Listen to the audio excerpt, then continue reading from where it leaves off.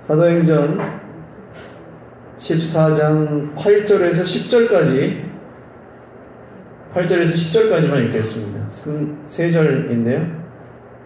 사도행전 14장 8절에서 10절까지만 같이 읽겠습니다.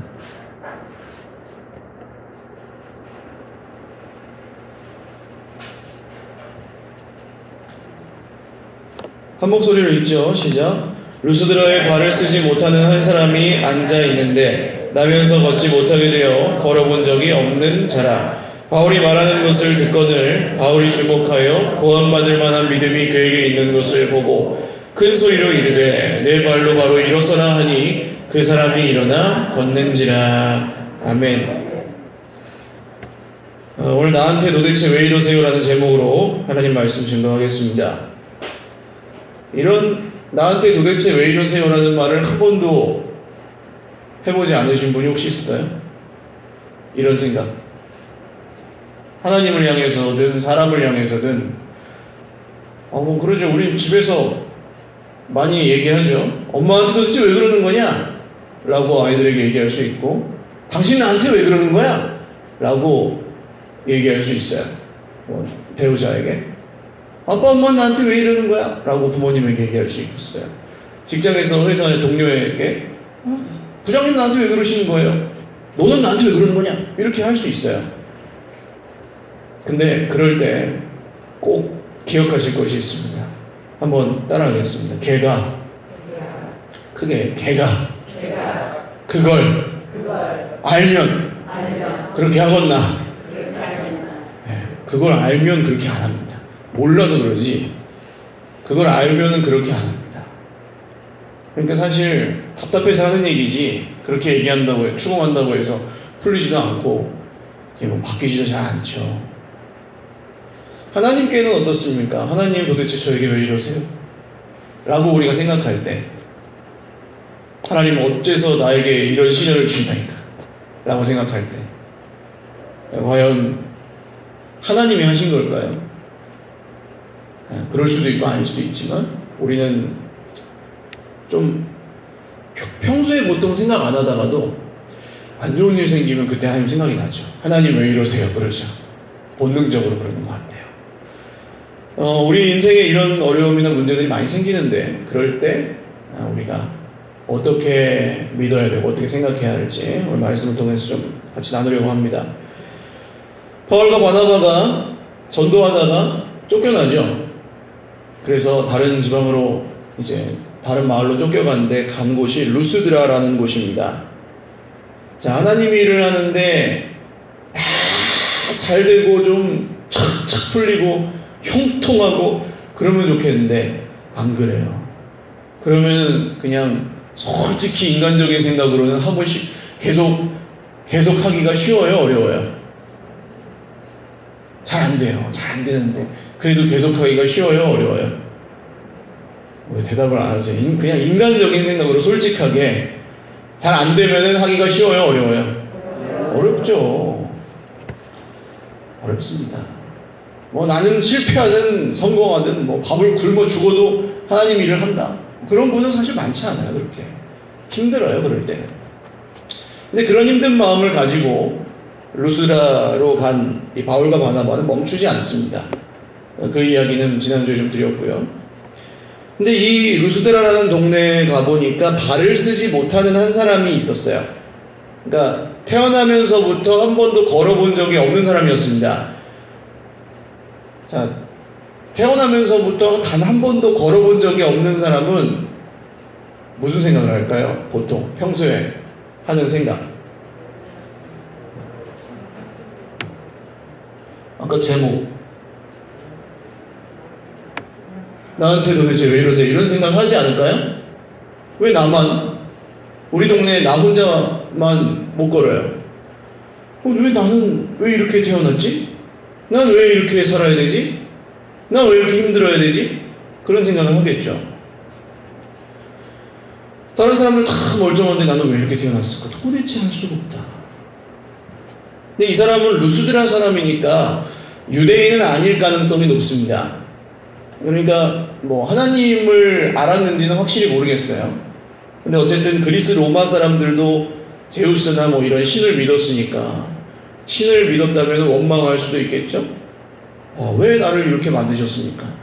왜 우리 부모님은 나를 이렇게 낳았습니까? 라고.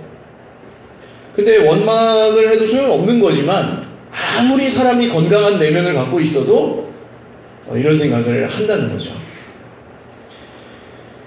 근데 우리는 어떻습니까? 우리도 사람마다 조금씩 다 다르지만 태어나면서부터 가지고 나온 그런 문제나 한계들, 이런 것들이 우리 인생에 있습니다. 그리고 살아가다가 이런 일을 만나기도 하죠. 옆집 사람은 잘 사는 것 같은데 왜 나는 이렇게. 옆집 여자, 옆집 남자는 아주 결혼해가지고 알콩달콩 행복한 것 같은데 내 결혼 생활은 왜 이래? 옆집 애들은 다 저렇게 잘 나가고 잘 되는 것 같은데 우리 집 애들은 왜 이래? 이런 생각을 할 수 있다는 거죠, 우리도. 처음부터 가지고 태어난 한계나 문제는 뭐가 있을까요? 사소하게는 외모. 나는 왜 이렇게 다리가 짧을까? 이런 다리를 길게 할 수는 없잖아요, 지금. 얼굴을 지금 더 예쁘게 잘생기게 할 수 없진 않죠. 현대의학의 도움을 받으면 되는데, 그런 문제는 그렇게 조금 조절할 수 있는 문제고, 혹은 재능, 나는 왜 공부를 못할까? 이런 것도 쪽집게 과외 같은 거 받으면 조금 나아질 수는 있지만, 어쨌든 쉽게 해결할 수 있는 문제는 아닙니다. 근데 바꾸기 진짜 힘든 것도 있어요. 대한민국에서 태어난 사람은 그거 바꾸기 어렵겠죠. 난 한국 사람인데 갑자기 어디 가서 시민권을 따도 여전히 나는 한국 사람의 정체성을 갖고 있겠죠. 타고난 기질이나 성격 같은 것도 어느 정도는 바뀌기도 하지만 완전히 다른 사람이 되진 않죠. 그러니까 생긴 대로 살죠, 대부분.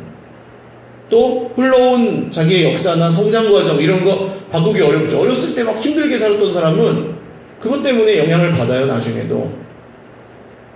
그게 나를 너무 힘들게 해도 그거를 잊어버려야지 한다고 잊어버려져요? 그렇지 않습니다. 그러니까 이런 건 우리가 사실 바꾸기 어려운 것들이죠. 밤새도록 얘기해도 할 수 있습니다. 우리 인생의 전부, 누구나 옆에 계신 분들 얼굴 보세요. 자, 괜찮아 보이지만 사실 이런 문제를 안 가지고 있는 사람은 없다고 하는 거죠. 이게 특별히 불행한 어떤 사람들의 얘기가 아니라는 겁니다. 우리는 보통, 근데 이 루스드라에서 어땠겠어요? 이 나면서부터 걷지 못하는 그 사람을 보면서 그래도 난 저 사람보단 낫다 이런 생각하는 사람도 있었겠죠. 우리는 보통 특별히 불쌍한 사람들 보면 그러니까 막 아프리카 난민 같은 그런 분들 만나고 오면 내가 참 감사해야 되는구나. 참 나는 복을 많이 받았구나. 그런 생각 보통 하잖아요. 자연스럽게. 근데 정말 정신이 차려집니까? 그거 보고 오면? 또 본질적으로는 그렇지 않아요. 그때는 또 그런 마음이 드는데 와보면 또 그냥 치킨 먹고 없으면 또 불평하고 옆집하고 또 비교하고 또 그런다고요. 오늘 이 걷지 못하는 사람 보면서 사람들이 혀를 찾겠죠. 불쌍하다 하기도 하고, 저 사람은 무슨 죄를 지어서 저렇게 됐나 라고 생각하기도 하고, 예수님 제자들도 실로암 맨인 앞에서 그렇게 묻지 않았습니까? 눈 뜨지 못하는 그 사람 보고, 예수님, 이 사람이 저렇게 된 것이 자기의 죄 때문입니까? 아니면 부모님의 죄 때문입니까? 라고 물었었잖아요. 근데 예수님이 뭐라고 하시죠? 이 사람이나 그 부모의 죄 때문이 아니고 하나님이 하시는 일을 그에게서 나타내려고 하신 것이다. 이렇게 말씀하시잖아요. 이게 무슨 뚱딴지 같은 얘기입니까? 조금 더 들어가 보죠. 우리는 보통 뉴스에 나오는 특별한 죄를 짓는 사람들을 보면서 판단하고 정죄를 어쩔 수 없이 합니다. 그냥 자연스럽게 저런 사람 때문에 세상이 망하는구나 하고 막 정죄하죠. 판단하고. 근데 판단하고 정죄만 하는 게 아니라 속으로는 이런 생각도 해요. 난 내가 저기에 안 나와서 참 다행이다. 그렇죠. 그 사람하고 내가 똑같은 죄를 지었어도 뉴스에 안 나온 게 참 감사한 일이다. 나는 내가 저 사람이 아닌 게 참 감사하다. 그런 생각도 합니다. 근데 성경에서 이거 누가 하는 생각이에요? 바리새인들이 하는 생각이죠. 나는 저 세리와 같지 아니한 것을 감사하나이다. 그러니까 눈에 보이는 문제가 저 사람에게 좀 심각하고 나한테는 좀 덜한 거, 혹은 눈에 보이는 죄가 저 사람에게 더 심각하고 나에게는 좀 덜한 것, 이런 걸로 우리는 위로를 받기도 하고 뭐 감사를 하기도 하고 나는 이 정도면 좀 괜찮다고 생각하기도 하고 그런다는 것입니다. 근데 우리가 그렇게 중간쯤 어딘가에 있기 때문에 우리 인생에는 또 어떤 문제가 생기느냐 하면, 아까 우리가 다 인정하잖아요. 우리는 태어나면서 가지고 온 문제도 있고 원래 갖고 있던 문제도 있고 우리 인생 가운데 우리가 해결할 수 없는 문제들도 종종 생긴다는 거. 그 문제를 가볍게 본다는 겁니다. 그런 이제 심각한 문제들을 보면서 비교적 덜 심각해 보이는 내 문제가 별거 아닌 거라고 생각하기도 하고, 내가 좀 노력하면 해결할 수 있을 거다, 내가 정신 차리면 이 정도는 할 수 있을 거다, 그런 생각을 하기도 해요. 예를 들어서 우리 애가, 부모님들 다 그렇게 생각합니다. 우리 애가 공부를 안 해서 그렇지 머리는 좋아요, 나빠요? 진짜요? 하기만 하면 참 잘할 텐데, 그죠? 안 해서 문제지. 근데 그렇게 하면서 어떻게 합니까? 애를 잡아요. 내가 너한테 안 해준 게 뭐냐? 학교 보내줘, 학원 보내줘, 밥 해줘, 옷 사줘, 등록금 내줘, 네 방 해줬어. 안 해준 게 뭐야? 너는 뭐만 하면 돼요? 공부만 하면 되는데 그걸 왜 못해? 근데 이제 그 얘기를 하시기 전에 자기에게 먼저 질문하셔야 돼요. 그런 걸 다 갖춰줬으면 나는 젊었을 때 공부를 했을 것인가, 과연? 내가 정신 차리면 해결될 거다, 내가 노력하면 그런 문제가 해결이 될 거다라는 그 생각이 나를 잡고 남을 잡습니다. 아니, 그거 노력하면 되는데 왜 안 돼, 그게? 그 사람한테 안 되는 거예요. 도대체 나한테 왜 그러세요? 걔가 그걸 알면 안 그런다니까요. 그게 되면. 누군가에게는 죽을 만큼 어려운 문제인 거예요, 그게. 나한테는 별거 아니어도. 근데 사람마다 그게 다 달라요. 이런 걸 주고받으면서 사니까 우리가 오해가 쌓이고 우리 인생에 문제가 생기고 다툼이 일어나고 그런 거죠. 근데 사실 보면 정신 차리고 노력해서 해결되는 문제도 있지만 이 정도 문제가 되는 것들은 그런 게 아닙니다. 진짜 안 되는 거예요. 10년을 가도 변하지 않는 그런 거. 자, 도박으로 패가망신했어요. 근데 그 사람이 뭐 손을 잘랐어요. 그래도 가서 또 해요, 안 해요? 왜 그럴까요? 입으로 한다면서요, 손을 다 자르면. 왜 그럴까요? 자기가 알아요. 왜 그게 안 좋다는 걸 아는데도 가서 또 해요. 그 사람에게는 죽어도 안 되는 거예요, 그게. 연예인들 중에 많잖아요. 음주운전, 도박, 뭐 이런 것들 해가지고 한번 이렇게 걸려가지고 훅 갔어요. 그래가지고 어렵게 다시 복귀했는데 며칠 있다 또 뉴스에 나오죠. 똑같은 걸 또 해가지고. 다 잃어버린다는 걸 이미 경험했어도 또 가서 그거 해요. 그 사람한테는 그게 어떻게 안 되는 그런 문제인 거예요. 근데 이 노력해서 해결되는 문제가 아닌 건데, 그 문제 때문에 내 인생이 크게 고달파질 때, 그때 보통 이게 노력해서 되는 문제다, 뭐 그렇게 생각하는 사람은 과도하게 자책을 하거나, 역시 내가 못나서, 내가 노력을 안 해서, 내가 의지가 부족해서 그렇구나 라고 자책을 하거나, 아니면 남 탓을 합니다. 우리 아버지가 도박을 좋아했어, 이런 식으로. 나는 어쩔 수 없어, 그런 식으로 엉뚱하게. 그러나 그 문제는 오늘 이 사람, 나면서부터 안전뱅이였던 이분, 걷지 못했던 이분처럼 눈에 보이게 드러나지만 않았을 뿐이지, 사실 우리가 태어나면서부터 가지고 있었던 문제, 우리 힘으로는 해결할 수 없는 그런 문제였다는 것이죠. 성경은 그걸 뭐라고 부릅니까? 죄라고 부릅니다. 드러나는 양상은 다르고 사람마다 이렇게 보여지는 건 다르죠. 보일 수도 있고 안 보일 수도 있지만 그 뿌리는 어디에 있느냐 하면 죄에 있다는 거죠. 죄로부터. 죄는 내가 해결할 수 없습니다. 이번 주에도 죄를 지었어. 당연하죠. 이번 주에는 제가 죄를 한 번도 짓지 않았습니다. 그런 분 여기 없으실 거예요. 그런 분 여기 안 와요. 죄가 뭔지 모르는 분이죠. 만약 그렇게 얘기한다면. 정신 차리고 노력해서 해결되는 문제가 아니라는 것입니다. 근데 오늘 여기 루스드라에 사는 사람 중에 이 한 사람, 나면서부터 걷지 못했던 이 사람은 자기의 그 문제가 자기 책임도 아니고 자기가 해결할 수 있는 것도 아니라는 걸 알아요. 그렇죠? 이거는 빼도 박도 못하고 알죠. 왜냐면 내가 잘못해서 이렇게 태어난 것도 아니고 그렇게 태어나고 싶어서 그런 것도 아니고 내가 그걸 어떻게 지금 바꿀 수 있는 것도 아니고 그러니까. 그래서 이 사람이 어떻게 합니까? 9절 말씀 9절 한번 읽어보죠. 시작.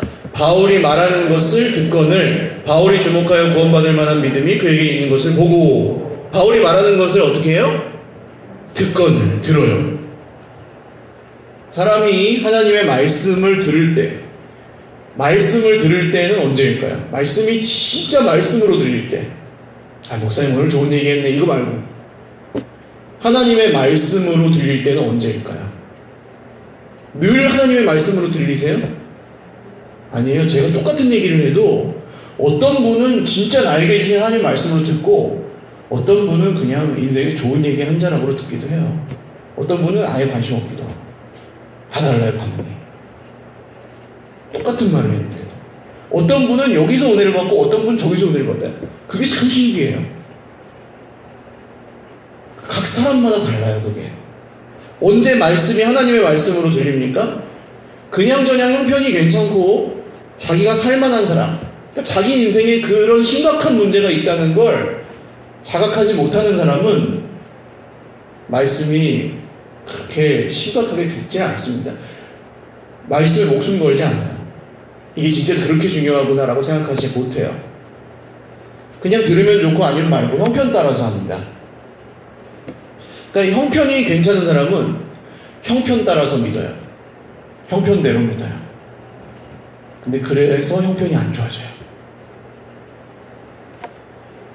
나는 아니라고 생각하지만 사실 이 믿음이 선택의 문제가 돼버립니다. 그러면 선택할 수 있는 것처럼 오해가 되는 거죠. 기도해도 되고 안 해도 된다. 예수는 믿으니까 기도는 그냥 기독교인의 의무 중에 하나인데 뭐 해도 되고 안 해도 된다. 이런 식으로 가는 거예요.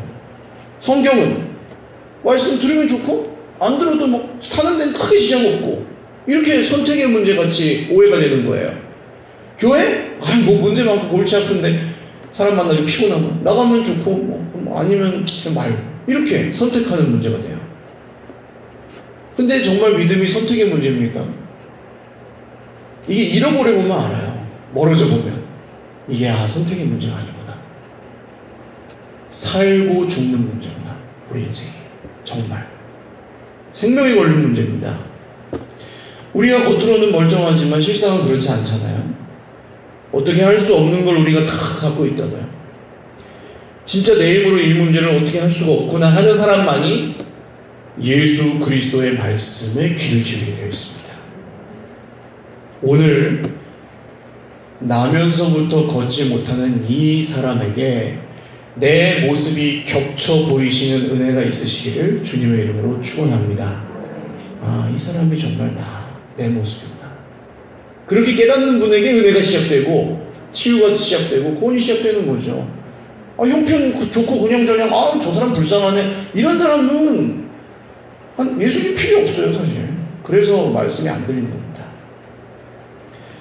오늘 여러분 바울이 이 사람을 주목해서 봅니다. 앞쪽에서 베드로와 요한이 성전에서 똑같은 분을 한 명 고치잖아요. 그때도 베드로가 주목해서 봅니다. 꿰뚫어 본다 그런 뜻이거든요. 꿰뚫어 본다. 속을 봤다. 그 많고 많은 사람 중에 제일 눈에 안 띄고 제일 정말 어려운 사람이잖아요. 힘든 사람. 정말 이 사람은 어떻게 할 수가 없는 사람. 구제불능인 사람. 그 사람이 바울의 눈에 쑥 들어와요. 신기하죠. 이게 신기하죠. 보통 여러분 교회에서 어떤 분을 보세요. 어떤 분하고 얘기하세요.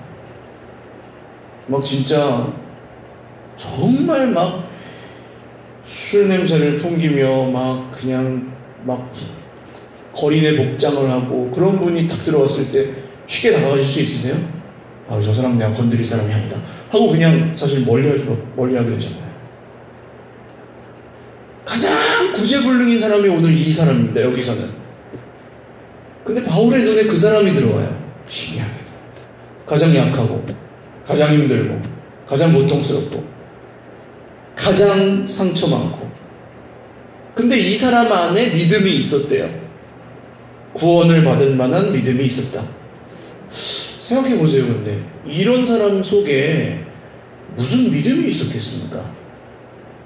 뭐 그 전에 유대인이어서 뭐 하나님을 좀 알고 있었든지 이방인이었을지라도 뭐 회당에 왔든지 뭐 그럴 가능성은 있긴 하지만 태어나면서부터 지금까지 걸어보지도 못했고 예수님 이름도 들어보지도 못했던 이런 사람의 마음에 무슨 믿음이 있었겠어요?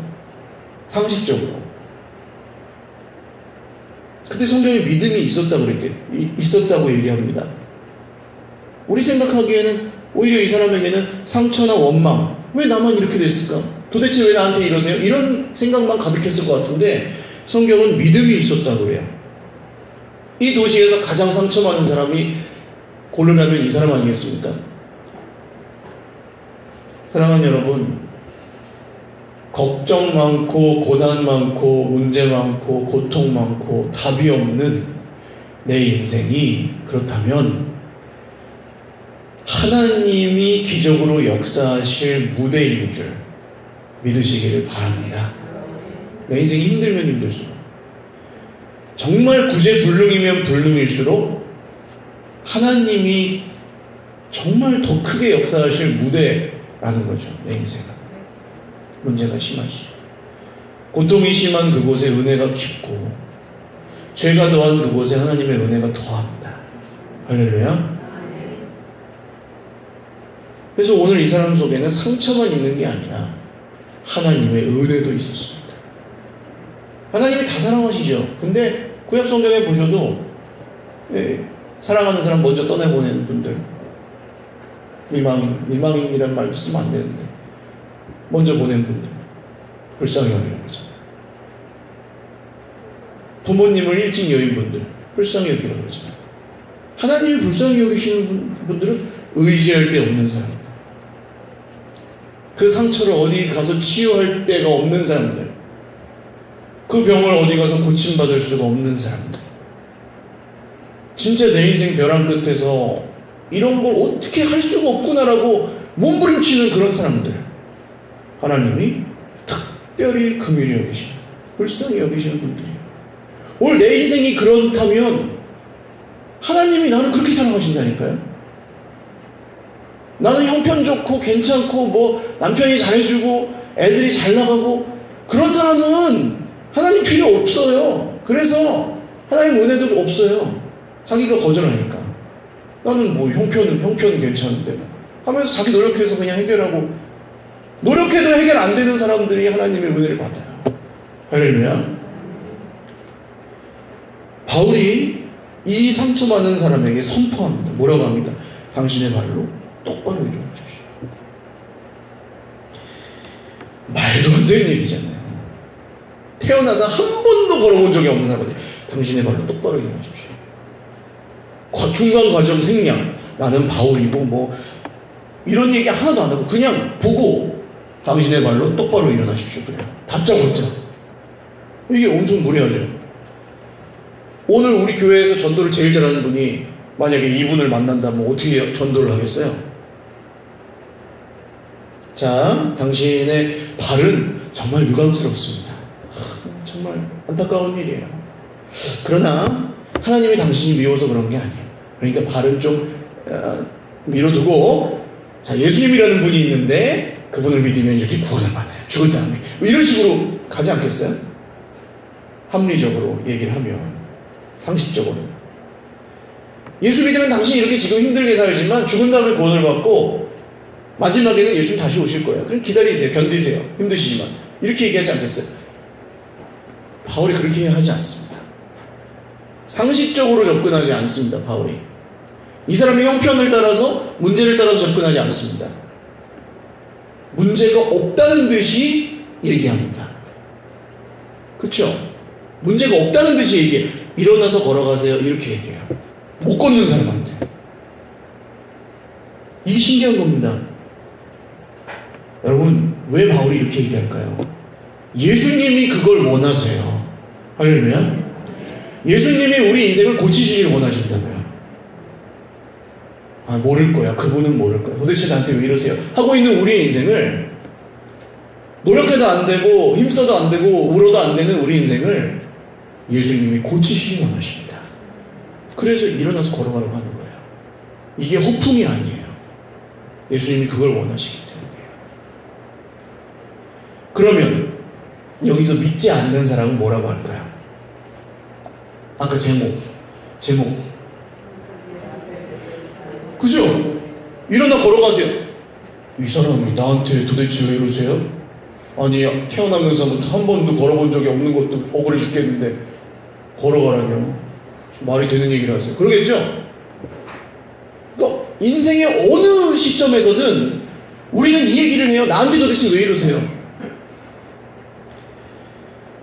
왜 이렇게 잔인하세요? 안 보여요? 나 이렇게 아픈 거? 나 이렇게 상처 입은 거? 나 이렇게 못 걷는 거 안 보여요? 이렇게 얘기하죠. 근데 아까 한 번도 평생 걷지 못하던 그때에도 똑같았죠. 나한테 도대체 왜 이러세요? 라고 생각했을 거라고요. 믿음이 없으면 똑같아요. 평생 뭐라고 한다고요? 나한테 도대체 왜 이러세요? 라고 한다고요. 평생. 형편이 어떻든 계속 이런 말만 하면서 사는 거예요. 나한테 도대체 왜 이러세요? 여기에 나한테 도대체 왜 이러세요? 라는 말에서 등장하는 사람은 누구밖에 없습니까? 이 말에서 등장하는 사람 나밖에 없어요. 내 상처, 내 아픔, 내 고통, 내 눈물 중요하죠. 그러나 나밖에 없던 나의 입술에, 나밖에 없던 나의 마음에, 나밖에 없던 나의 인생에 나한테 도대체 왜 이러세요? 라고 질문하지 않고 이 말씀 그대로 따라가 보면 그분이 계시다는 걸 알게 되는 거죠. 오늘 그런 얘기인 겁니다. 아까 이 사람이 말씀을 들었다 그랬습니다. 믿음이 없으면 잘해줘도 못해줘도 줘도 안 줘도 늘 나한테 도대체 왜 그러세요? 근데 이 사람 믿음이 있어요. 말씀을 들었고 그 속에 구원받을 만한 믿음이 있었다. 이런 사람은 말씀을 들으면 어떻게 해요? 할 수 있고 없고를 생각하지 않습니다. 제지하는. 믿음으로 말씀을 들으면 그게 뭐 가능성이 얼마나 있냐. 아니, 믿음이 없는 사람은 보통 사람 같으면 뭐라고 할까요? 자, 내가 어느 정도 믿어요. 그러면 자, 당신 일어나서 당신 발로 걸어가시오. 그러면 보통 사람 같으면 어떻게 해요? 바울 선생님, 저는 일어나서 걷다가 좀 쓰러질 것 같은데요? 한 번에 이런 건 보통 안 되지 않습니까? 그러니까 쓰러지면은 병원에 가야 되겠죠? 병원비를 좀 미리 주시고 나서 그 다음에 명령하시기를 바랍니다. 뭐 이런 식으로 안 될 걸 생각하고 대비하고 계산하고 다른 길을 택하고 조금 둘러가고 싶어하고 타협하고 싶어하고 그런다고요. 적당히 믿으면 말씀을 들을 때 이렇게 바뀌어요. 들으면서 바뀌어요. 들으면서 나한테 맞게 딱 이렇게 바뀌어요. 그대로 듣지 않고. 그래서 그대로 하지 않아요. 들리는 그대로, 주시는 그대로 하지 않고 이렇게 나한테 맞게 이렇게 잘 조정해서 그렇게 해요. 당연히 결과가 좋지 않겠죠. 그 자체로.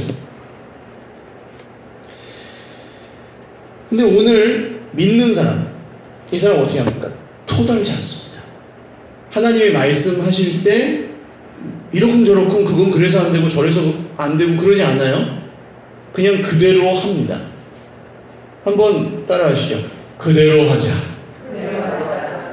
그대로 하자. 솔직히 우리는 핑계 합니까 안 합니까? 말씀하십니다. 하잖아요. 그 사람 때문에 안 되고 저 사람 때문에 안 되고 성장 과정이 이렇고 상처가 이렇고 지금 문제가 이렇고 한계가 이렇고 돈이 이만큼밖에 없고 사람이 요거밖에 못하고 뭐 이런 거 핑계를 5만 가지를 만들어내죠. 말씀 한마디 하시면 하나님이. 그리고 뭐 어쨌든 적당히라도 따라가다가 안 되면 거기서 또 변명들 5만 가지 만들어낼 수 있어요. 그 사람이 그래서 그렇고 저 사람이 저래서 그렇고 형편이 그래서 그렇고 안 될 건 내가 하나님 시켰잖아요. 이런 식으로 요나가 그렇게 하죠. 했던 대로 말고 말씀대로. 할렐루야. 살던 대로 말고 말씀대로. 전에 성공했던 방법대로 말고 말씀대로. 전에 좋았던 그 시절에 그거 말고 오늘 나에게 주시는 말씀 그대로.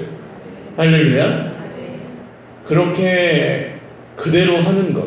결과가 중요하지 않습니다. 결과를 재지 않는 게 믿음이에요. 하나님이 말씀하셨으니까 그대로 한다. 이게 믿음입니다.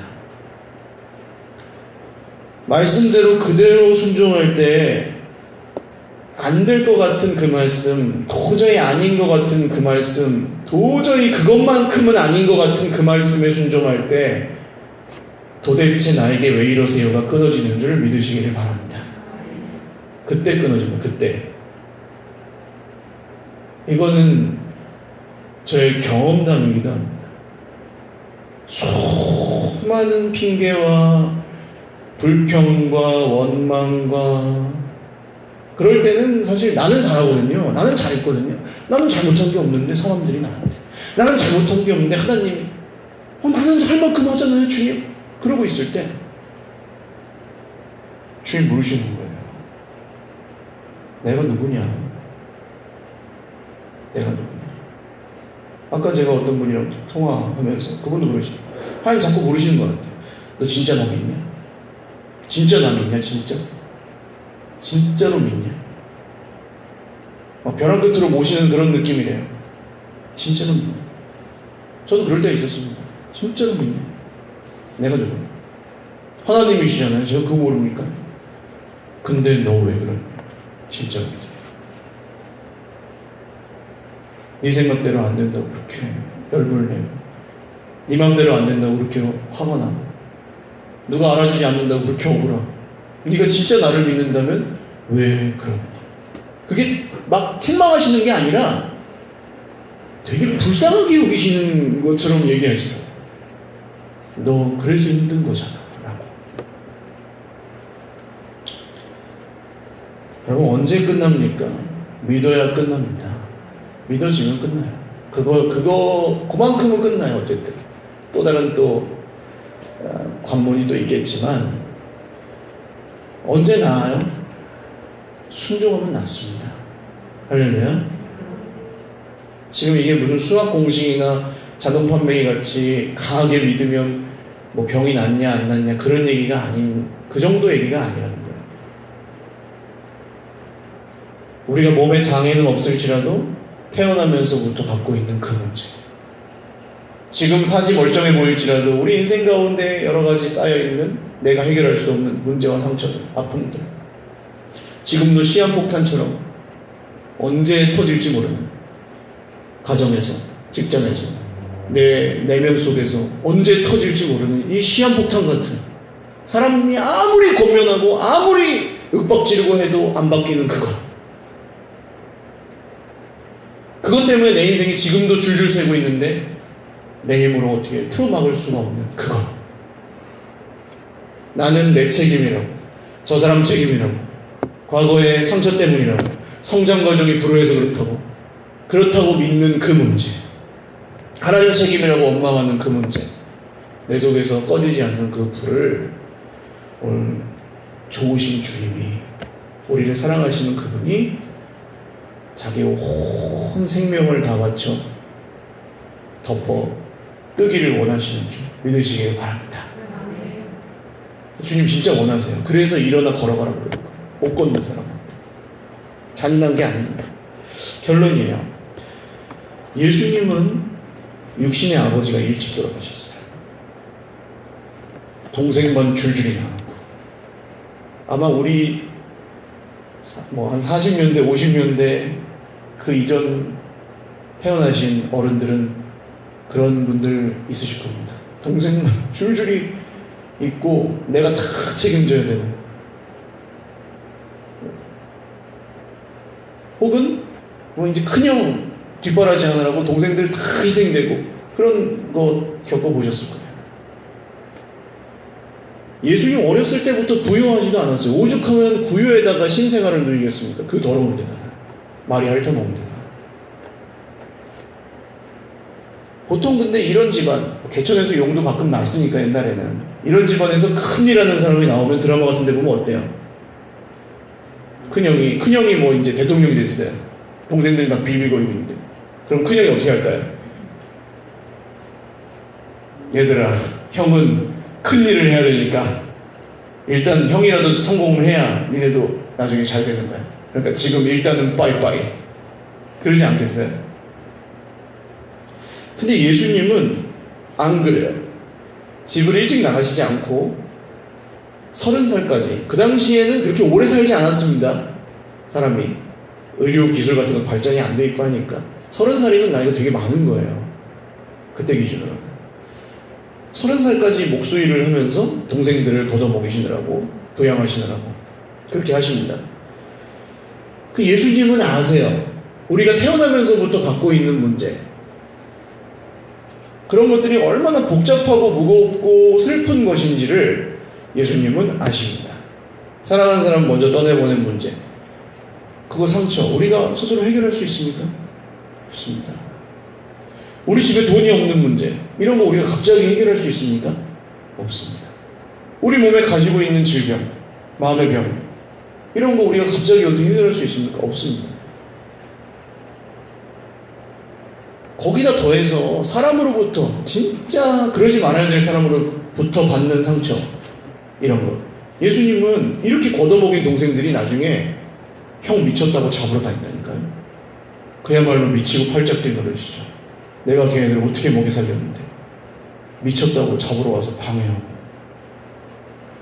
예수님은 우리 인생에 이런 일 우리는 종종 생기는데 예수님 그걸 당해보셨다고요.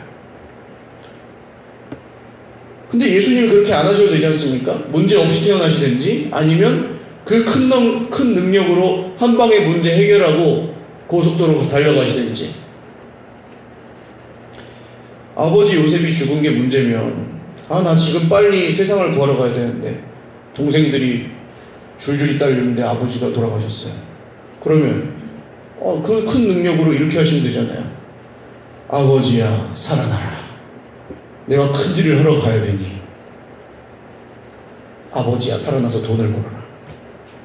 이렇게 하실 수 있잖아요. 하려고 하면. 근데 예수님이 그렇게 하지 않으시는 이유는 무엇입니까? 예수님이 우리랑 똑같이 눈물을 흘려보시고, 예수님이 우리랑 똑같이 아파보시고, 우리랑 똑같이 고달파보시고, 우리랑 똑같이 돈 없어 보시고, 똑같이 피곤해 보시고, 똑같이 배고파 보시는 이유는 무엇입니까? 내가 병원에 있는데 나를 사랑한다고 하면서 와보지 않나요? 사실 저는 지금도 찔려요. 지금 병원에 입원해 계시는 분들이 많은데 아직 못 갔거든요. 안 와보면 그 사람이 나를 보러 안 와요. 사랑한다는데.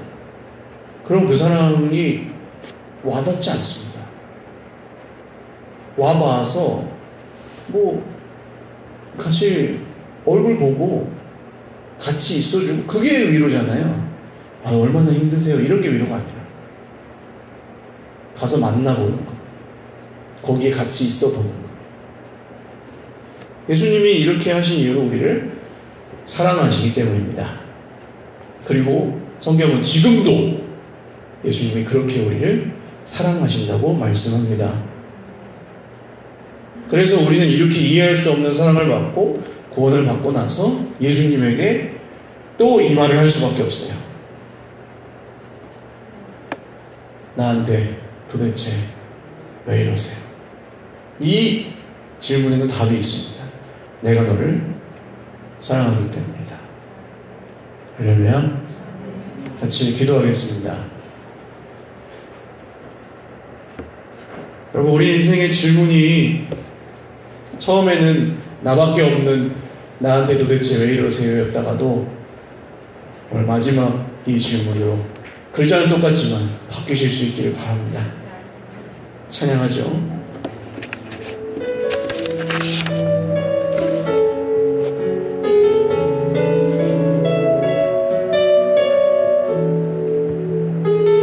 주의 도를 버리고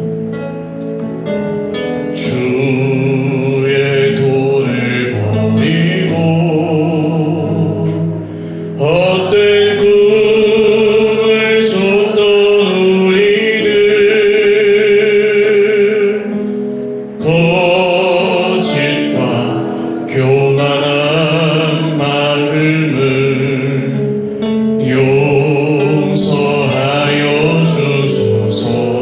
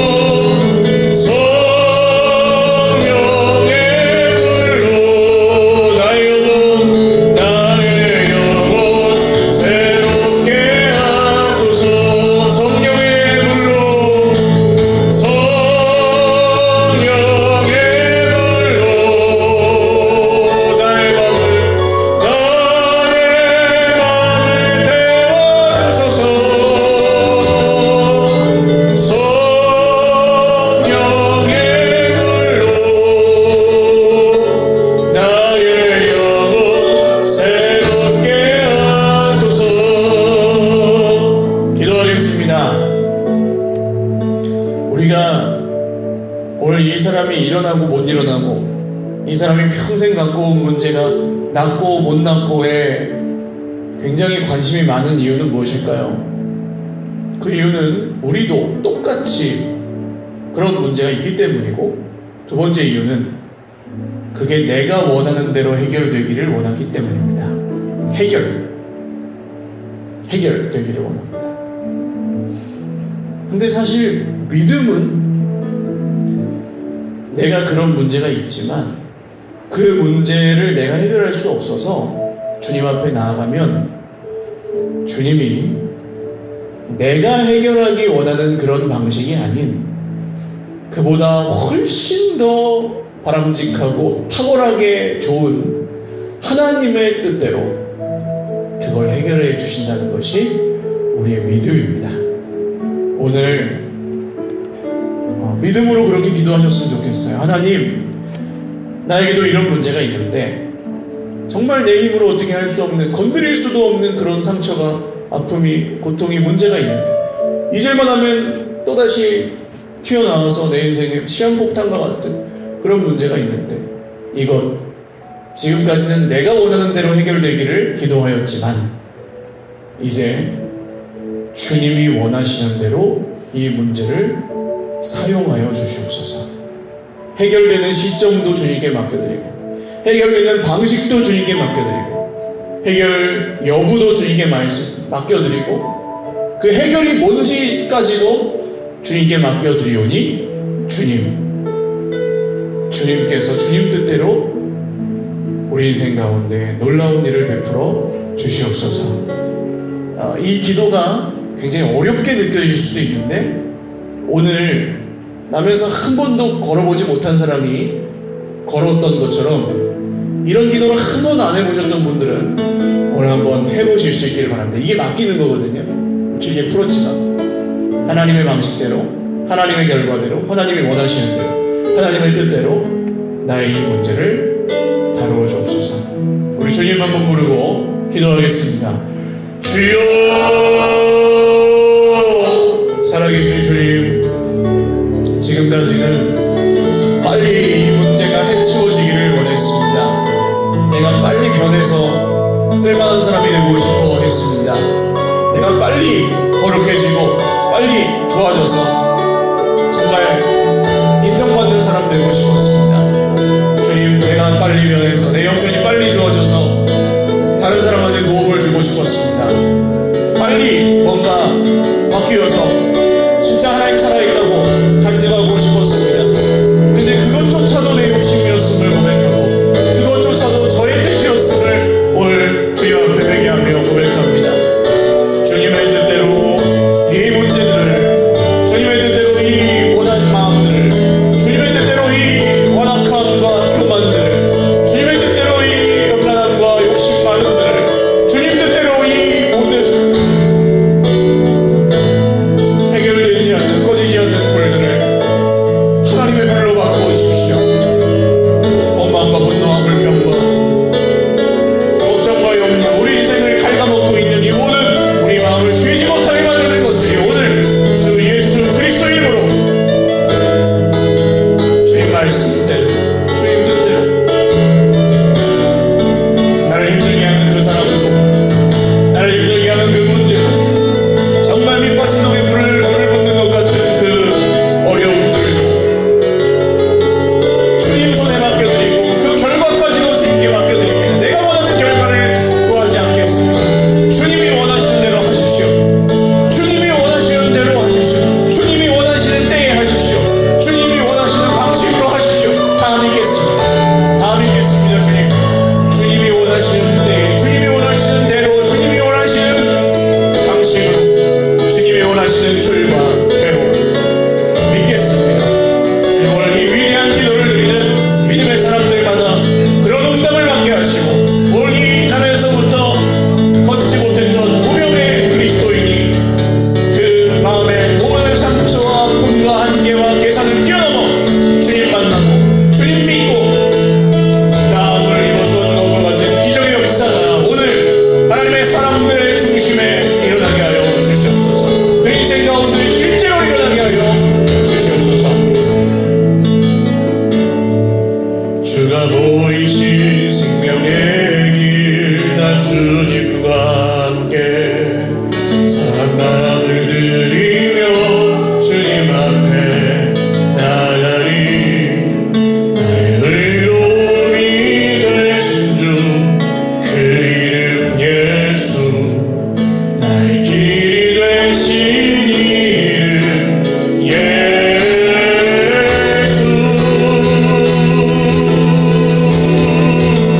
나의 길, 나의 길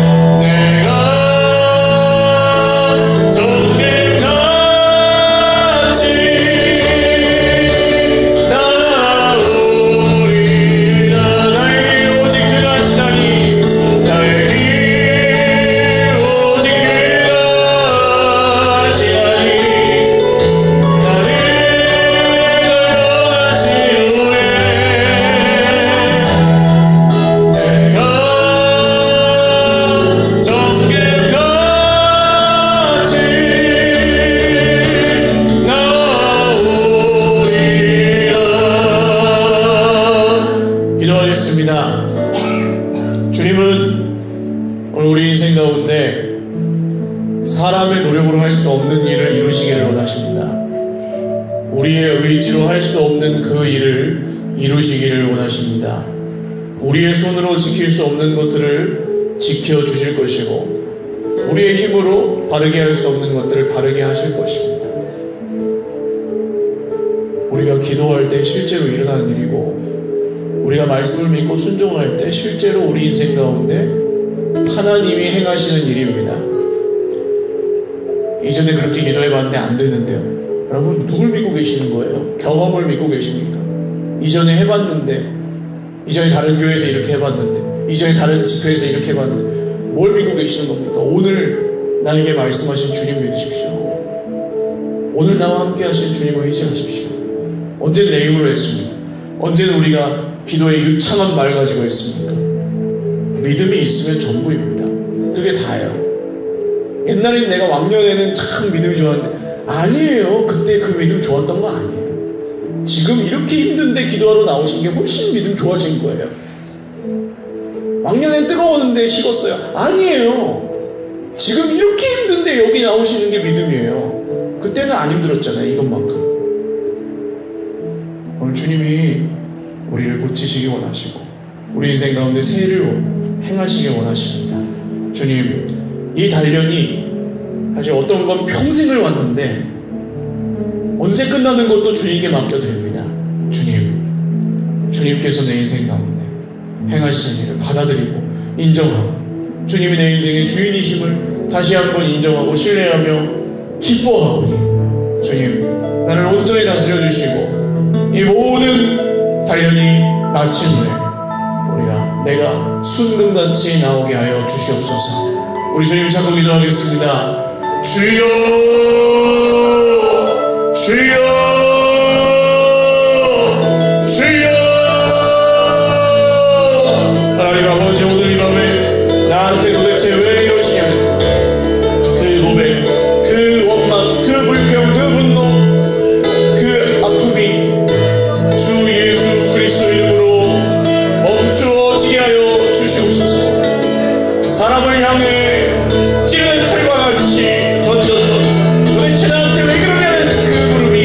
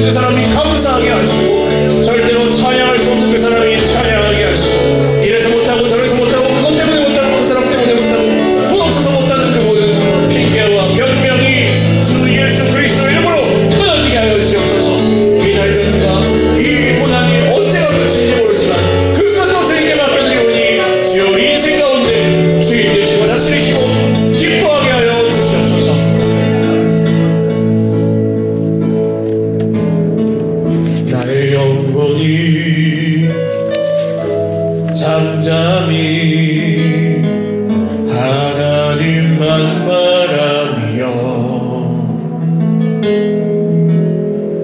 나의 구원이 그에게서 나는도다. 나의 영혼아 잠잠히 나의 영혼아 잠잠히 하나님만 바라라. 나의 소망이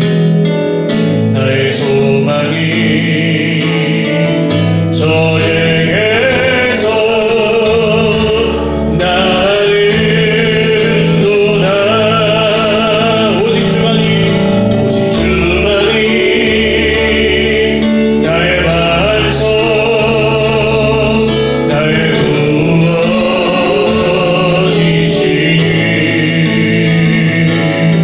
오직 주만이 나의 산소 내가 요동치 아니하리. 나의 영혼이 간절히 나의 영혼이 간절히 여호와를 갈망하며 나의 입술이 여호와를 찬양하리. 나의 영혼이 즐거이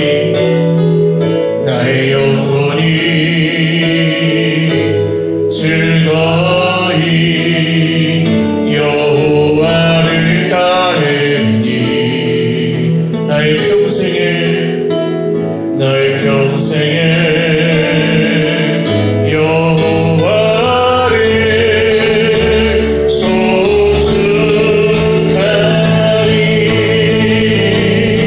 오직 주만이 나의 반석 나의 구원이시니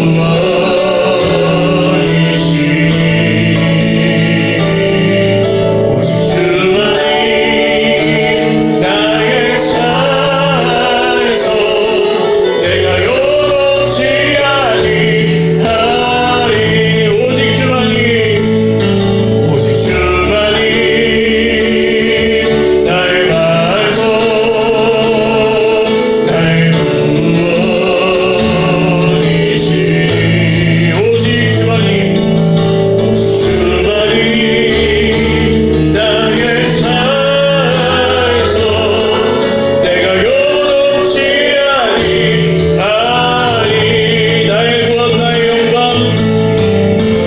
나의 구원 나의 영광 하나님께 있으니 아멘. 내 힘의 반석과 피난처 되시네.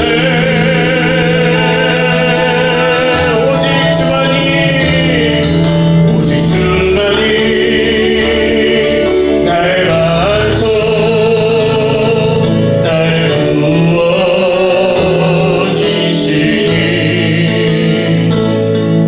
오직 주만이 나의 산에서 내가 요동치 아니하리.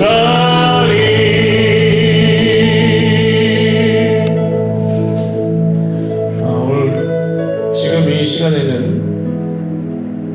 하나님 앞에 한 2, 3분 정도 여쭤보시는 마음으로 한 가지 소망을 품으십시오. 개인적인 것도 좋고 가정, 교회, 나라와 민족, 세계 열방을 향한 어떤 소망이든 하나님을 향해 우리가 바랄 것들 이기적이어도 괜찮아요.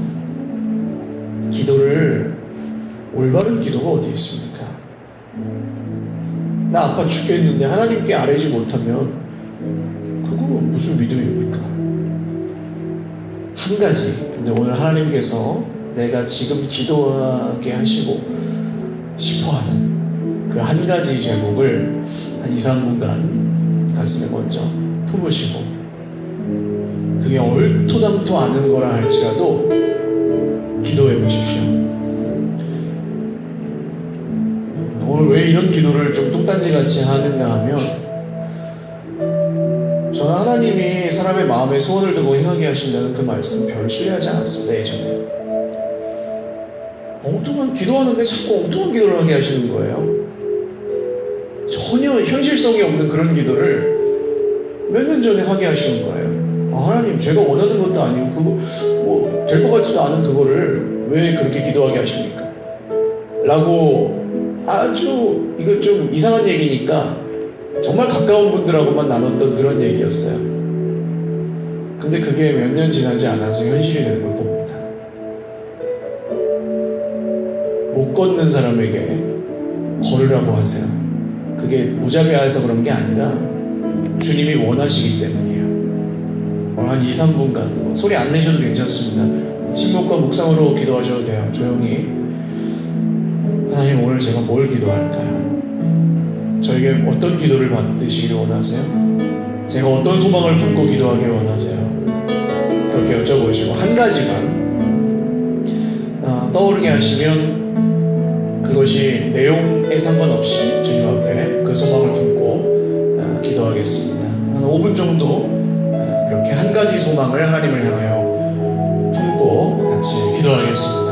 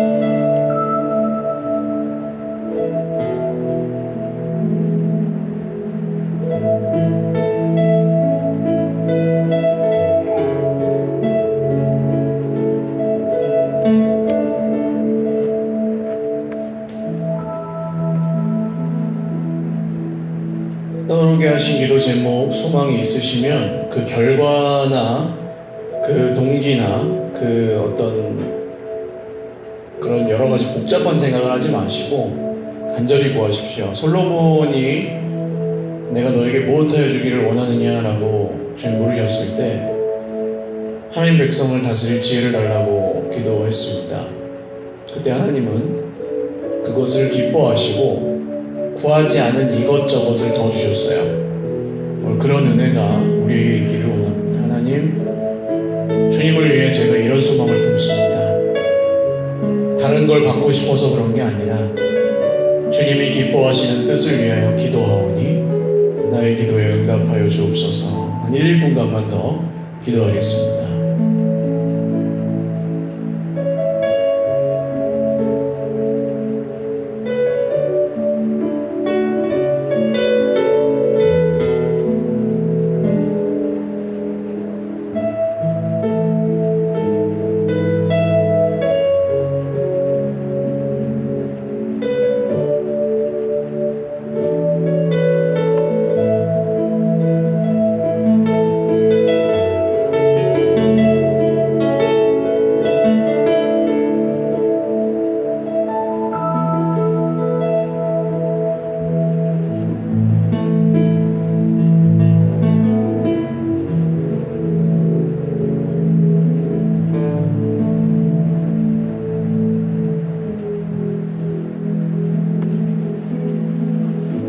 존귀하신 주님, 오늘 주님이 원하시는 정답이 아니라 주님의 마음을 기쁘시게 해드리는 기도를 드립니다.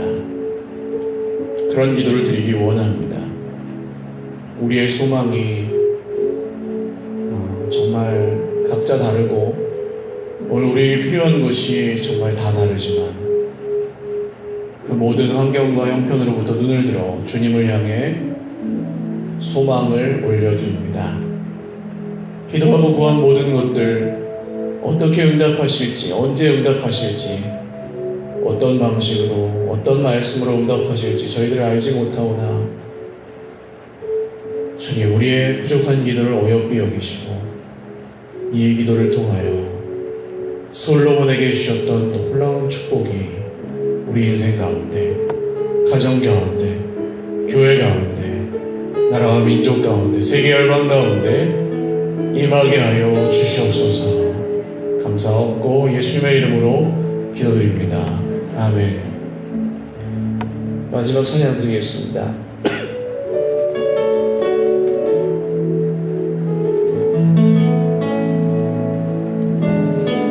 사망의 그늘에 앉아 죽어가는 나의 백성들, 절망과 굶주림에 갇힌 저들을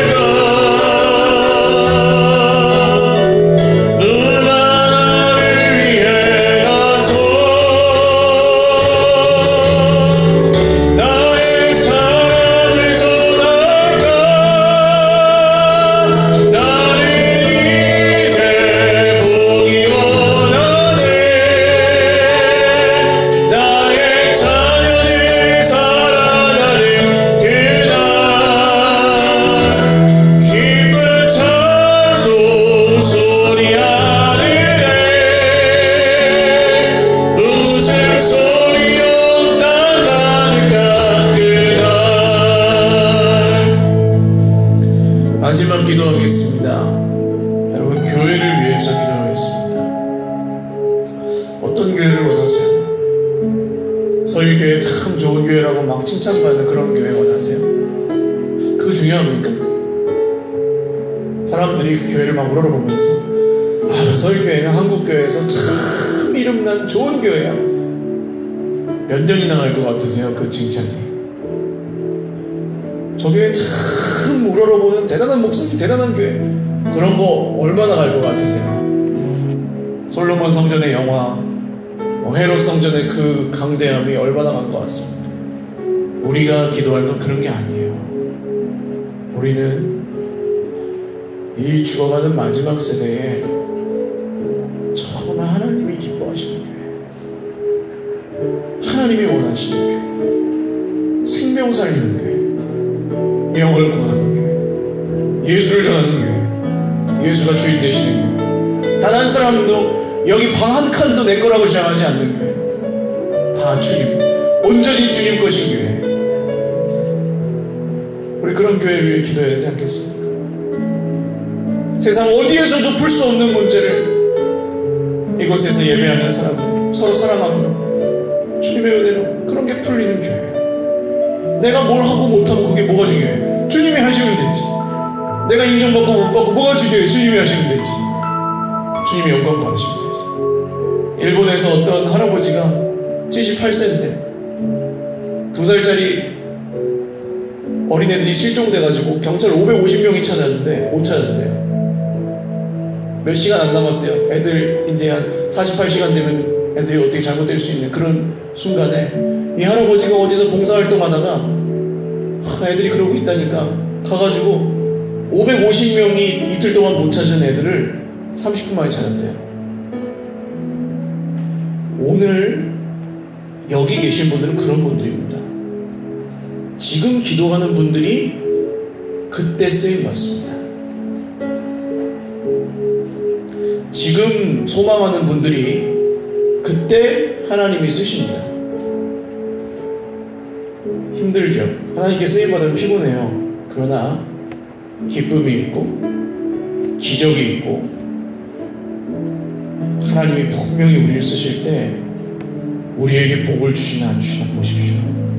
하나님 쓰시는 게 복이에요. 함께 하시는 게. 교회를 위해서 기도하겠습니다. 하나님, 우리 교회 보내주실 영혼들, 우리 교회에 함께하게 하실 주님의 가족들, 상처 많고 문제 많고 어려움 많고 오늘 말씀에 나온 이 사람처럼 해결되지 않는 문제를 갖고 오는 그 사랑하는 형제 자매들을 우리가 사랑하고 섬기고 함께 예배하며 마지막 때에 주님 기뻐하시는 교회를 아름답게 세워가는 일 우리를 사용하여 주시옵소서. 우리 주님 찾고 마지막으로 기도하시고 자유롭게 기도하고 들어가시기 바랍니다. 기도하겠습니다. 주여